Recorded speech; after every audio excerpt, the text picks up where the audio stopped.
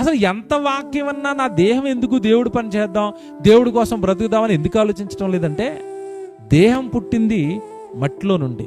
ఓకేనా? ఇది ఎక్కడి నుంచి పుట్టింది? మట్టిలో నుండి.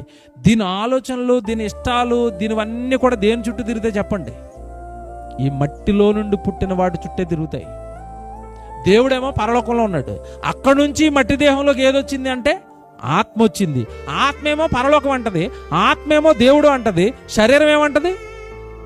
మట్లో నుండి పుట్టినవే నాకు కావాలి. బంగారం కావాలి, ఇల్లు కావాలి, డబ్బు కావాలి, ఆస్తులు కావాలి, తిండి కావాలి, సుఖాలు కావాలి, సంతోషాలు కావాలి. ఈ మట్లో నుంచి పుట్టినవే నాకు కావాలని ఇది అంటది దేహం. ఆత్మ ఏమంటది?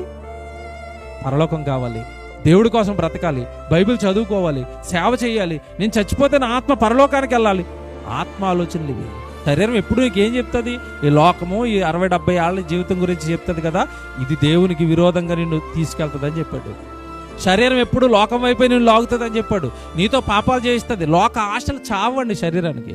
చచ్చిపోయేంత వరకు కూడా శరీరానికి ఆశలు చావవు. చస్తాయా? చావండి. దేవుడి కోసం బ్రతుకుతాం అందో, చచ్చిపోయేంత వరకు ఈ లోకాన్నే కోరుకుంటుంది, లోకంలో ఉన్న వాటినే కోరుకుంటుంది.